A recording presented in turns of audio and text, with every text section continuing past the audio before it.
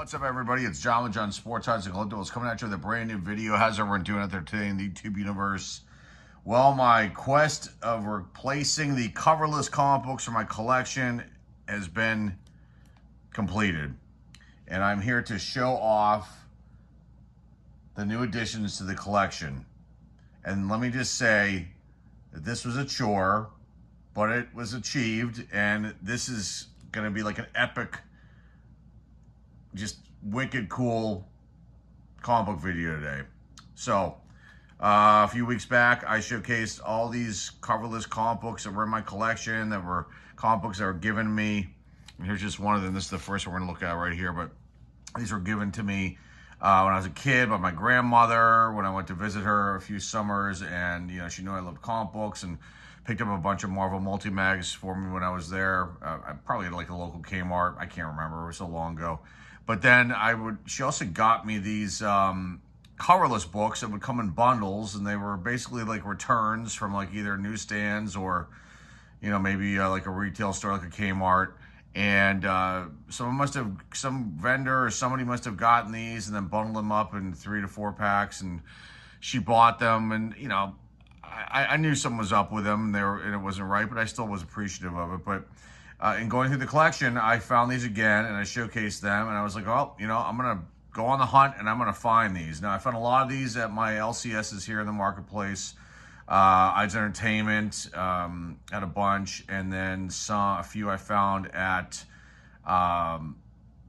New Dimension Comics at a couple different locations, but then I had to get a couple from eBay, which turned out to be not too bad. And this is the first one. This is one of the harder ones to find because there's not very many of them out there, but this is Scary Tales. There it is. Let's take the coverless one off. The Closet of Death is the main story in here. And this was one of the tough ones to find. Now, there were a few available on eBay, but they were kind of pricey. And this one seller, small seller, nice guy, really nice guy, had this for sale. And I got this for like $8, which was a lot lower than what the other ones were listed for. Some of them were listed for like $20. Now, there is nothing on the census for this being graded because it's obviously not like an issue or a title that people really want to rush out and get graded. Maybe issue number 1 of this Charlton Comics Scary Tales. But on average, this goes for about $15. So I got a pretty good deal for this one. He was calling this like a very fine, like an 8, but I think it's probably a little bit less than that on the grading side because there is some spine wear on here. But the pages inside are white. The back is pretty good. And it's a complete book. It is an awesome one to have. And there is the redheaded vixen there on the cover. And this came out in 1978. Let me give you some additional information here, what little I have. March 10th, 1978 was the release publication date, same as the month date on the cover here. Steve Ditko, he's involved with this book in the second story.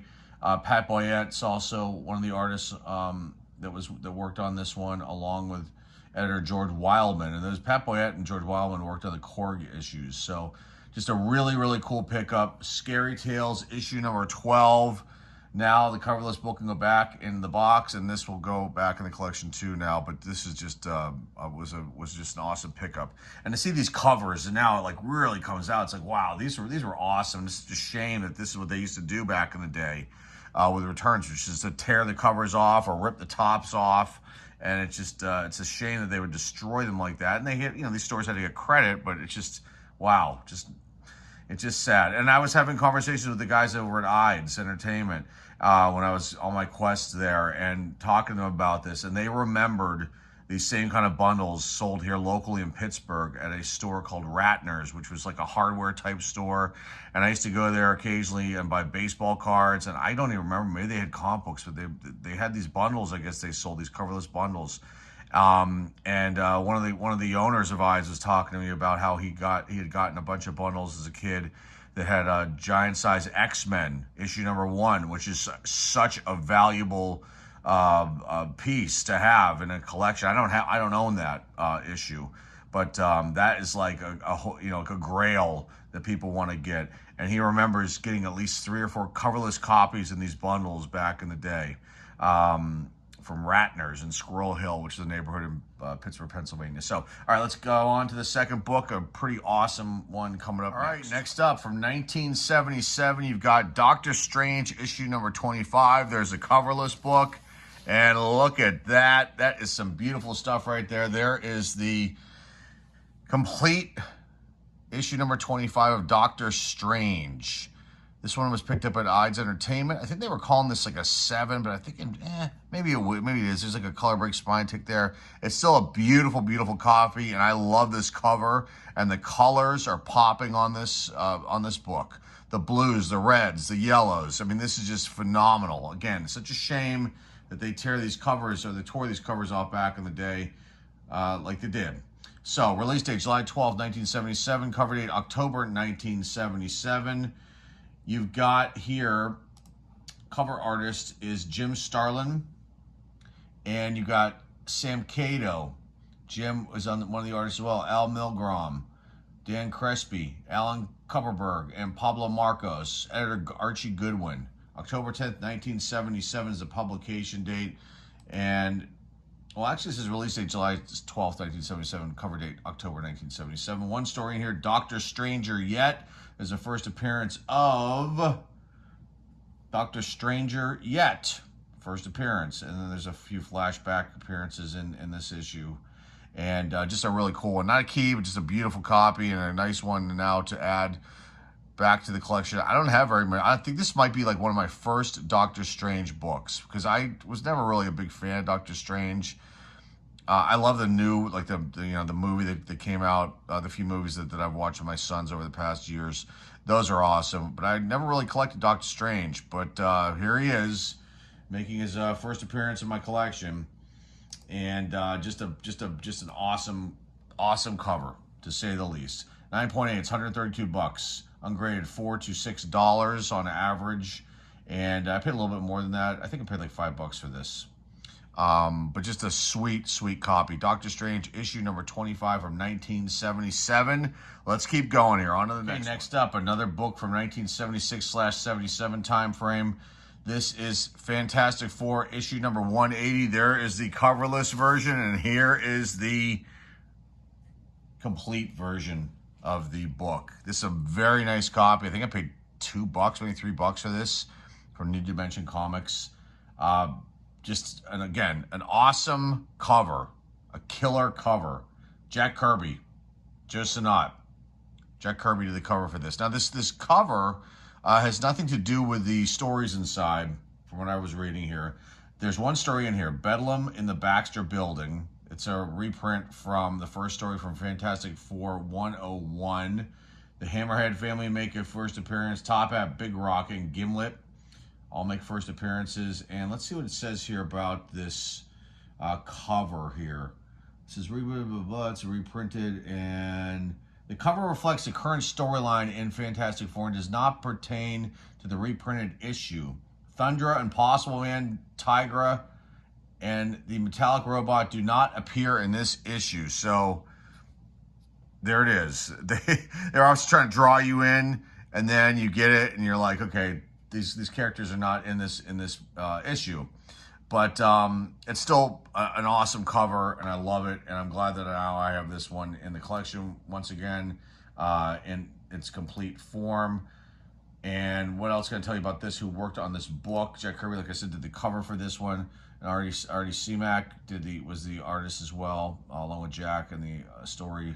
Roy Thomas, the editor. Cover artist, same, Jack and Joe, and then Stan Lee was the writer for this particular story in this issue. Pricing on this book, 9.8, $137, ungraded $4 to $6. Nice pickup, nice, reacquire, and I'm glad that now this is in the collection, complete, and that's it for this one. Fantastic Four issue number 180 from 1976/77. Let's go on to the next book. Another cool one. Next one's a key. Next up, from 1976, we've got Iron Fist issue number 6. This is a key issue. We'll get into that in a second. There's the coverless version.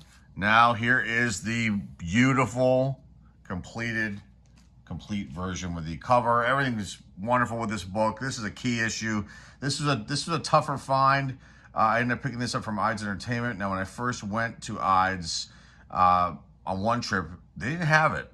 And then I went back again about a week later, and they had 2 copies, and I got the better of the 2. Really nice pickup here. Release date on this one, May 4th, 1976. Cover date, August 1976. You've got all kinds of interesting people that worked on this book. Let's get into that real fast, and we'll talk about the story and everything else. You've got cover artists on this issue as it loads up here is Gil Kane, and then Mike Esposito assisted Gil. You've got Gil doing the artwork inside, John Byrne, Dan Crespi, Gaspar Saladino, Karen Mantillo, and then Frank Chiaramonti was the wrap-up of the artist list here. Writer Chris Claremont, a massive name right there, and then the editor was Marv Wolfman. It's a key issue because it is the first appearance of Jaron Hogarth, and that's all I can tell you about that. The title of the story, there's one story in here called Deathmatch, and there are a bunch of characters showing up in flashbacks and recaps and photos, and just that one first appearance. Does it say here? First appearance, yeah, I mentioned the one. I'm just looking at if there's anybody else I missed. No, that's it.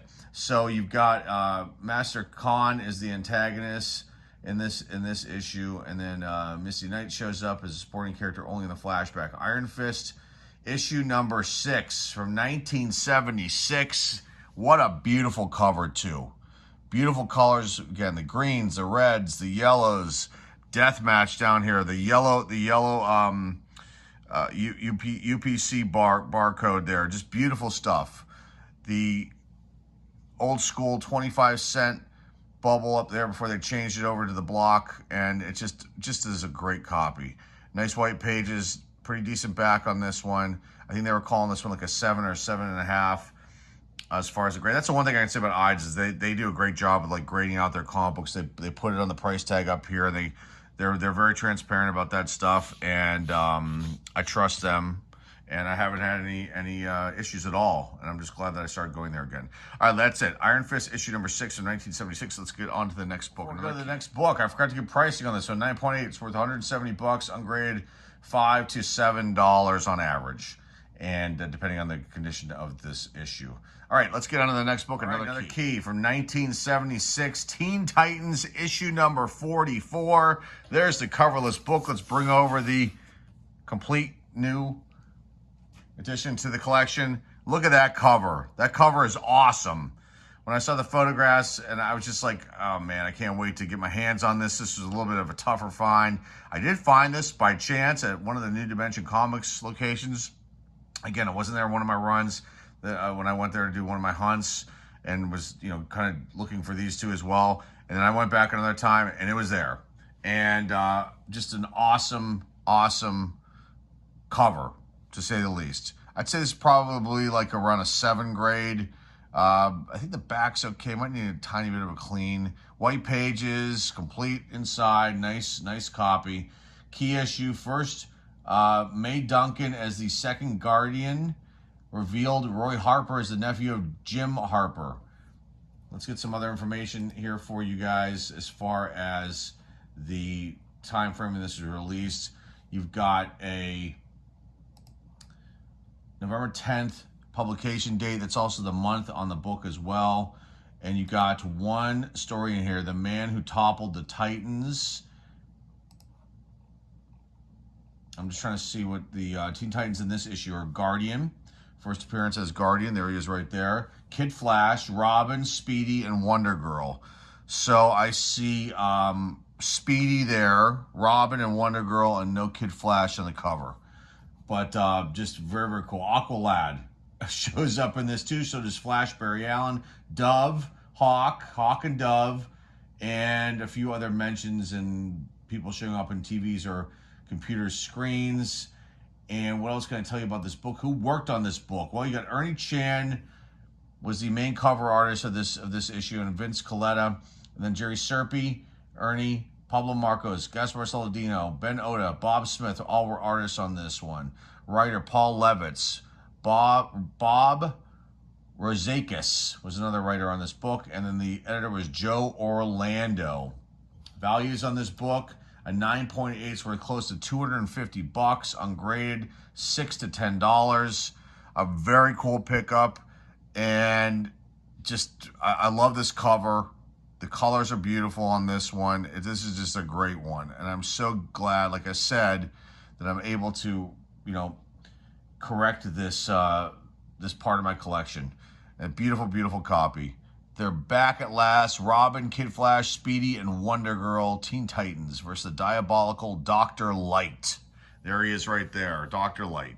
Okay, let's go on to the next book. Up from 1976, you've got Marvel 2-in-1, issue number 22. There's the Coverless book. Let's say goodbye to that for now. And there it is. There is the complete addition now to the collection. Beautiful cover. Love it. Love the skeletons, fighting the Thing, fighting Thor. I mean, this is just wicked cool. Touch Not the Hand of Seth is the only story in this issue. And you've got a release date of September 7th, 1976, cover date December 1976.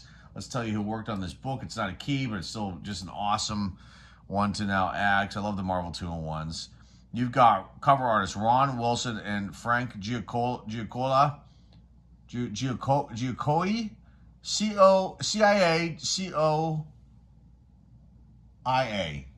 Giacoia. I don't know if I'm saying that right or wrong. I'll get it right eventually, guys. Please don't be mad at me for your purists that are out there and don't like people making mistakes on names. I do it all the time. Don Warfield was one of the artists. Ron Wilson, Irv Watanabe, Gaspar Saladino, Karen Mentillo, and then Pablo Marcus show up as well as artists on here. Cover artists, like I said, Ron and Frank. Editor, Archie Goodwin, and then Bill Mentillo is the writer on this issue. Very awesome stuff. Let's just talk about the pricing on this book and then just wrap this one up. Here we go. 9.8, only worth $50. That seems really low. That doesn't make any sense. I don't think there's been very many of these graded. How many does the census say here? There have been a total of only 32 of this issue graded. Ungraded, $2 to $4. That seems very low. I bought this one from Ides. I think I can't remember what I paid for this. Probably like $3, maybe $4 for this. I figured it was worth it. I think they were calling this one like a 7.5, maybe 7 or 7.5. There is a little markup here.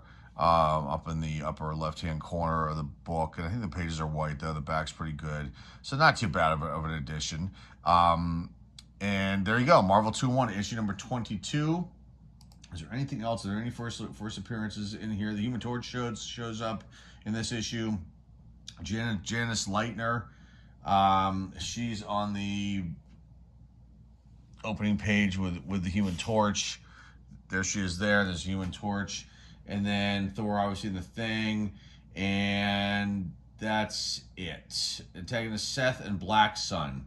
So there you go. Issue number 22, Marvel 2-in-1 from 1976. On to the next up. Another issue from 1976. This is Batman 281. This one always intrigued me because of the opening page here with him floating around those coffins out in outer space. Some interdimensional thing going on there. Murder comes in black boxes. I love it. That's the title story. And here it is. That is awesome. This was an eBay purchase, and this was a hard one to find, like a good, decent quality copy of this issue, because there were some problems that I found with some other ones there, and I actually just noticed this on here. So let me put a check mark on here, which I did not notice in the photos when I bought it. The only thing I know, I didn't even see that, so I must have missed that, which sucks. But there's a little bit of something going on with the cover right there. But the spine's pretty good. I think this had white pages. The back was pretty clean. And this one goes for like, a good copy of this book can be upwards of like $15 and $20. So I definitely didn't pay that. I think I got this for like $6. I was watching so many different listings of this particular book, and just to see, which one I was, when I started looking at photos, which one I might want to like pull the trigger on. And this guy sent me an offer, and I think I rejected it. And then I was looking at the other copies. I didn't want to spend too much on these books, to be honest with you guys, because these are not things that I want to like, clean. I'm going to clean and press some of these probably just to, keep them in better, clean them up a little bit. But these are not books I want to send out to get graded. These are ones that I just want to put in my collection. And that's it for them.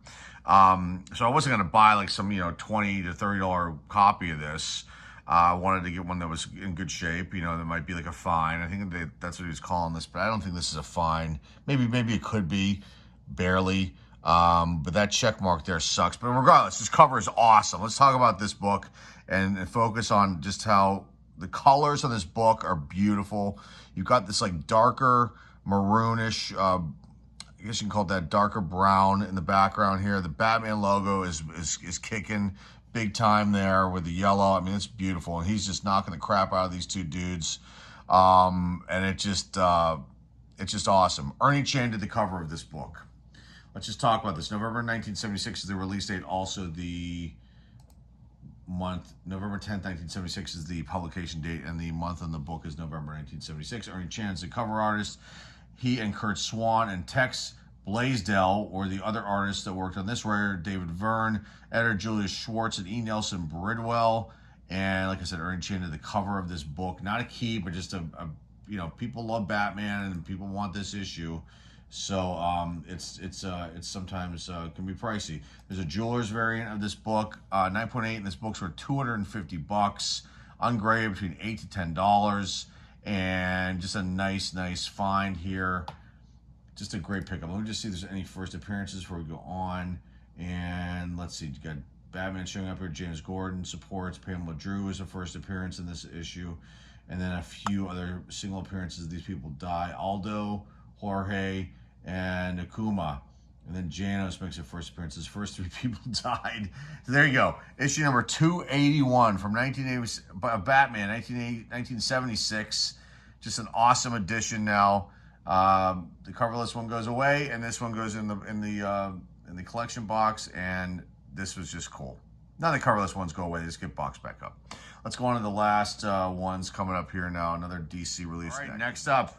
1975, this one was released. This is Tarzan issue number 243. There's the coverless version. I said in the last video, this image here of these crazy wild wolves, whatever you want to call them, hyenas, probably wolves, used to scare the crap out of me as a kid, and gave me a lot of nightmares. And this her expression here, what she's saying here, and I don't know where it is, but there's an illustration I drew as a kid. Just maybe it was trying to get my trauma out of my mind, but for some reason I thought it'd be a good idea to draw this picture here, and it made things worse. So there's the coverless book. Here is the complete book. About this, I think I got this one at Ides. Again, this is one of those ones I looked and I couldn't find it, and then I went back the second time around. I found this and the Iron Fist there, and this is I think they were calling this like a 6.5. I think there's something going on here with the cover right here, the black. It's hard to see. If you tilt it in the light, you can see there's some sort of something might have been laying on here. I don't know what's going on here. This is a tough cover with this black all the way around. Tough with spine ticks and wear, and but still just a really cool one to pick up. I'm glad I found it. Got the Great White Shark trying to eat Tarzan here. And just a killer issue 243 from November 1975. The release date, publication date, November 10th, 1975, same as the cover date. Joe Kubert, cover artist. He's also the regular artist inside, along with Rudy Flores. And then Joe was the writer on this one as well, along with the editor. So he had his hands all over this Tarzan release. Not a key, just a great cover. I love it. Joe Kubert's artwork is awesome. There were a total of 5 of these issues graded. Just 5 of this one issue. That's not very many at all. 9.8's worth $162. Ungraded $4 to $6. One story in here, Temple of the Virgins. Some awesome DC goodness here from November 1975. Tarzan issue number 243. 2 more books to go, folks. Let's get into the next. Next up, we've got from 1975, you've got Marvel Superheroes featuring the Hulk and Submariner. There is the coverless version of this issue that was in my collection, and there is the replacement. This is probably like a lower grade, like a 5-ish, maybe a 6. It's a little bit washed out here in the cover. It's probably in some sort of heat, is my guess. I found this in one of the long $3 long boxes, the silver and bronze age long boxes at one of the New Dimension Comics locations. I could have paid more and got a better copy of this, probably at Ides, but I decided that it was just, you know, it was not a book that I want to spend a lot of money on, being that the reprinted stories inside. Although the cover is awesome, though, I must say, it's just pretty damn cool. So you've got, and it's got some dirt up here. I think the back needs to be cleaned, and it's just not, you know, it's a mid-grade book. It's definitely not a reader copy, but it's not like, you know, a gradable copy at all. But just a nice replacement copy for the coverless one that I had. So release date on this one, August 19th, 1975. It says here October 31st, 1975 on the Go Collect website. So I go off of a couple different websites here. The Marvel fandom page is a good one for a lot of just information I usually read off. It's fast and easy to get to. But it says August 19th, but then on the Go Collect says October 31st, 1975. Artist Jack Kirby, Irv Watanabe was the other artist. And then let me see if it says here who did the cover. I think it's probably Jack Kirby. Let me look real quick. Jack Kirby did the cover artist. He was a cover artist in this. Writer Stan Lee. Marie Severin was the penciler. Inker John I'm not going to say it. I'm going to destroy his name. I'm not going to do it. I'm not going to do it. Sam Rosen was the letter. Marie was also the colorist, and editor Stan Lee on the first story, When the Monster Wakes. And then Stan Lee, Marie, John, Marie, Sam, and Stan were on the second story. It says here When the Monster Wakes twice. I don't know why it says that twice. It said that before. The database is wrong, I think. So there's only one story, it looks like, here. And let's just look and see why. No, it's the same thing, Tales of Astonishing. They just repeat it twice for some stupid reason on this website. It's the first story from Tales of Astonishing on issue number 99. And you've got Lightning Lord making a first appearance. He's the main antagonist here. And the Hulk and also Submariner. So just pretty cool stuff, even though it's a reprint. A nice one to add back to the collection.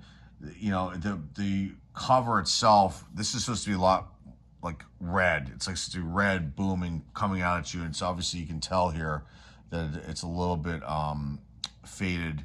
And then down here, Hulk is supposed to, he's green, you can see, but he's supposed to be really green. His pants are supposed to be really purple, and everything is supposed to be a little bit standing out more. And this is a little bit more fleshed out.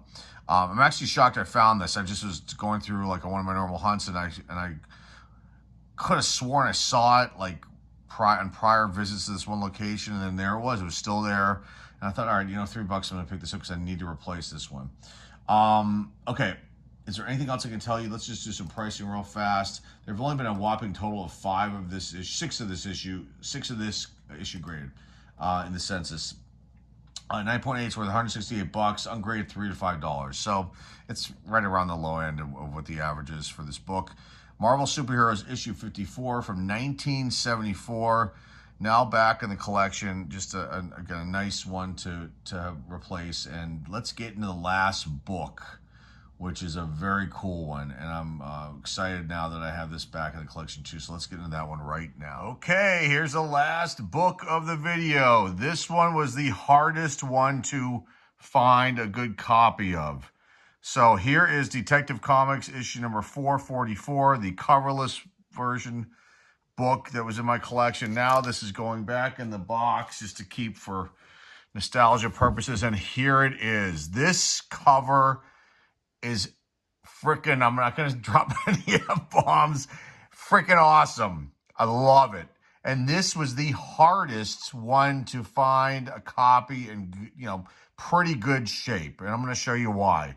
First of all, locally here in Pittsburgh where I am, there were a total of 2 stores that had this book. One was like a 2. I mean, it was bad. And the other one was maybe like a 3 or a 4, and it was kind of bad. And it was not, you know, they were actually asking more than what I ended up paying for this. So I guess I think for $10, which I think I got that for that much. So, which is pretty low, because this book in a, you know, good, you know, let's say like, you know, fine, very fine and up. I mean, it gets pretty pricey, even though it's not, it shouldn't be. but it's eBay and it is what it is. But this cover though is awesome. Probably I would have to say probably one of the like toughest and like books when I'm searching out things. This one was hard to find in like good shape because you'd have all kinds of books with spine issues, you know, paper loss up here, you know, like chipping or, you know, it was just, you know, bad problems along here. Now there is a little bit of something going on here. There's a tiny little bit of something going on down the bottom on this edge here, but this is a, you know, rough cover as far as keeping it pristine. This book came out in 1975, January 1975. The other thing I've noticed on pretty much a lot of them was these corners down here, especially this one would be like, this has got a little bit of like something like lost here, but man, if you saw the other ones I saw, and I wasn't going to pay like $30 to $50 for this book or higher, it was not worth it to me to do that. So I was trying to find, you know, reasonable price one, and I lost out on an auction on one that was like a phenomenal copy, and whoever got the book got it for a steal. I think they got it for like $9 or $10, and it was even a better copy than this one. I think they're calling this one like a 6.5. Maybe it might be a little bit, it might be around there, maybe a 7. I don't know. This might drop it down, but regardless, okay, enough of me gushing over this book. This just was, you know, this was I wouldn't call it a chore, more of a quest to get this done. It was definitely a challenge. That's another good word. Okay, so let's talk about this one real fast, and then we'll wrap this long video up here. But this has been like an epic video for me personally, and hopefully you enjoyed this. So, okay, there's one original story in here, and that's Bat Murderer, and that's what you see here on the cover with Batman shooting Talia. And you've got on that book there, you've got Len Wein was the writer, penciler Jim Aparo. He's also the inker and the letterer, and then the editor, Julius Schwartz and Nelson Bridwell. Let's see if it says it did the cover on my other site here. Cover artist, Jim Aparo. So you've got so many people working on this book. Let me just read them real quick, and then read the stories, and then we'll get on with this. Okay, Jim Aparo, Murphy Anderson, Jim Mooney, Mike Sikowski, Carmine Infantino, Sheldon Moldoff, Irv Novick, Leonard Starr, Paul Rice, Ruben Moreira, Moreira, sorry, I butchered that one, Alex Toth, Henry Boltonoff, Ernie Chan. Okay, writers, David Verne, Jack Miller, Joe Millard, Henry Boltonoff, Mike Barr, John Broom, Dick Wood, Len Wein. Dick Wood, that sounds like so made up, but it's probably not. Oh my God. My mind was in the gutter just there. Bob Rozakis. Editor Julie Schwartz, E. Nelson Bridwell, and then the cover artist, like I mentioned, was Jim Aparo. Publication date says December 10th, 1974. January 1975 is the month on the book. Okay, let's just talk about these stories real fast because there's a lot here. There's 8 or 9 stories. 1, 2, 3, 4, 5, 6, 7, 8, 9 stories. One original, The Bat Murderer. That's the first one. Second one, Robin. Let's get down here. Robin is the next one. Then Dick Grayson Detective. That's originally from Star Spangled Comics, issue 111. I'm not going to read about first appearances or anything because we'll be here all day. The next story, Star Hawkins, and then The Case of the Martian Witness. And that is from Strange Adventures, issue 114. The next story, Manhunters Around the World, the International Sky Police. That's from Star Spangled Comics 109. That sounds familiar, like I've seen that story in another book that maybe I featured here. Maybe I'm wrong. Okay, next one's Kid Attorney, The Man Called Unknown from Kid Eternity, not Kid Attorney. Kid Eternity, issue number 10. And then Roy Raymond, The Good Luck Prophet from Detective Comics 285. And then, let's see, are there any more? Yeah, Sierra Smith, The Case of the Haunted Horse from Dale Evans Comics, issue number 9. Gangbusters, Circus Beat is the name of that story from Gangbusters, issue 48. And then the last one I think here is Elongated Man, The Magical Mystery Mirror from, that might be an original story too. That might be original story too because it doesn't say that one was reprinted. So I could be wrong, but that might be a new story. So there you go. Awesome book. Okay, pricing to wrap this one up. Okay, a 9.8 in this book. If you get a 9.8, $780. Even though it's got a bunch of reprinted stories, man, I think it's high probably because of this cover. And the back of this book was pretty damn clean. And the pages, I think, are off-white. From what I remember, just looking at it really quick before I bagged and boarded it again with new bag and board. Okay, ungraded $9 to $12. So I paid within the range there for this. But there were some people had this book like priced like crazy high, and like they looked like there was a like I always say a hockey game was on it. Someone roller skated over them. They dropped it in the road and their car ran over it. I mean, some of them were really bad. And I was just thinking, man, $30, and then like you look at it, it's like a 1 or a 2. It was like just destroyed.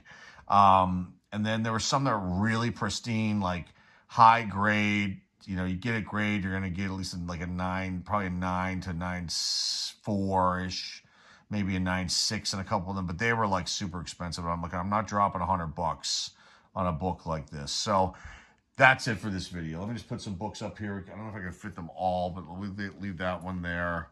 And let me just put, we'll put this one up. This is a key right here. And then the other key that I have here is this one. And this was lots and lots of fun for me. I mean, it was something I needed to do. Because I did not want to have, these coverless books, which I will obviously keep. And these ones are awesome. I mean, and I hope you enjoy this. But, again, it was the kind of thing where, like, I didn't like the fact that the coverless books were in the collection. Like I said, I'm still going to keep those because they're nostalgic to me and they're part of my growing up.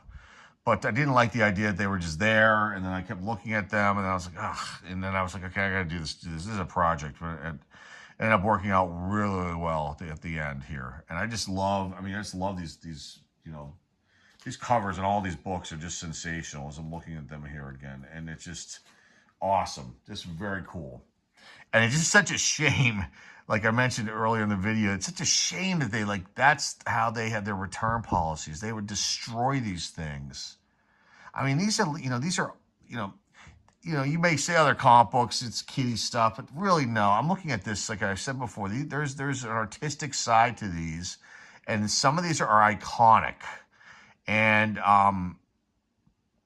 they should never have ripped the covers off these books or, taken the tops off these books, the top border parts for returns. But that's what they did. It was so archaic and barbaric to destroy things like this. And maybe they didn't think that it would matter, but like, man, like, I don't know. Maybe it's also the way that I was raised and trying to, take care of things and, don't take things for granted and don't damage things, don't destroy things, your possessions, so to speak. And I try to instill that in my kids, and they're pretty good with keeping things in order. But boy, you just think about after seeing all these covers, just the destruction, and not just these, but all of the coverless books that used to go in those bundles. And I mentioned earlier in the video, I think I mentioned earlier in the video, I'm filming this part weeks later from starting the first portions, just so you guys know that, because this was the chore. I thought I had one wrapped up when I was filming originally, but in talking to the folks over at Ides Entertainment and reminiscing about these like coverless bundles, and them telling me like, oh yeah, I used to get them at this hardware store in Squirrel Hill, which is a neighborhood in Pittsburgh called Ratner's, and I used to buy stuff there too. About cards, and it's there, the building, but it's something else now, a vape store or something. But just to think that, and they were telling me that there were giant size X-Men in those that they remembered getting, and other giant size Marvel books from that time frame. And just to think they ripped the covers off those comic books, it is like, it's just kind of heartbreaking and sad, but it's what they did. I don't think they do that anymore, do they? For returns for when it goes back to the publisher? I'm not sure. But anyway, enough of me babbling here. I hope you enjoy this video. Like I said, this was like probably one of the most fun projects I've ever worked on in general. And then for this, it's just awesome. This was a blast. And I'm so happy that I was able to find all these books. And a lot of them are just in sensational shape, and just, got some of them at Steele's, and a couple had to, pony up a little more than I would have normally wanted to pay. But at the end of the day, this project is complete. Now I have another project to finish too, and that's probably 5 or 6 coverless books. I don't think I showed all of them here on the channel. But they're like, Looney Tunes and Flintstones and stuff like that. And I found a few so far, and I'm just got a few more to get, and then I will probably showcase those. And there's a few other books in my collection that I need to replace, and those have like pieces that I cut out with like the kid scissors, and like one's an Iron Man, Black Panther 1 and 2, which, eventually I'd like to replace those. And there's a few other ones that I need to replace, just to make the collection finally complete with any sort of damaged books that I might have. Okay, I'm done talking, folks. Hopefully you like this one.